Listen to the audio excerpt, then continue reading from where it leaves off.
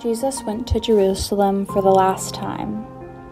It was the time of Passover, so the city was full of people from many different lands.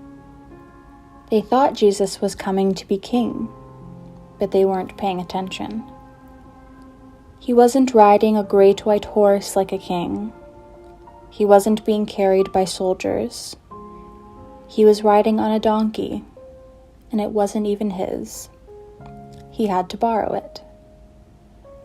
Still, that Sunday, when Jesus came into Jerusalem, people waved palm branches, which were a sign of kings.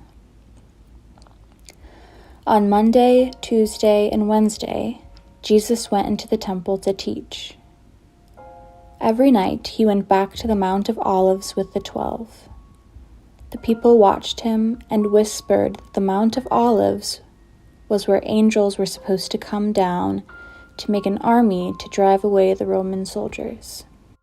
The temple guard said, "On Thursday we will take Jesus." But on Thursday they could not find him.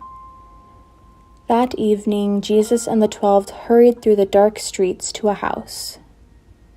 They climbed up the stairs to an upper room and shared their Last Supper together.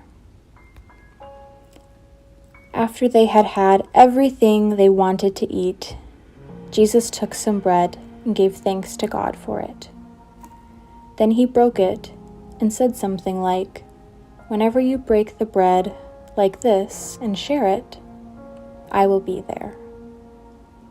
He also took a cup of wine, gave thanks to God for it, and said, "Whenever you share a cup of wine like this, I will be there."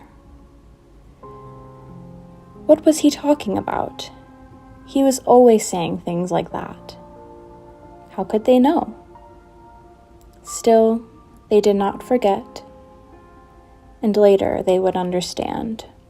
Suddenly, Judas, one of the 12, got up and left.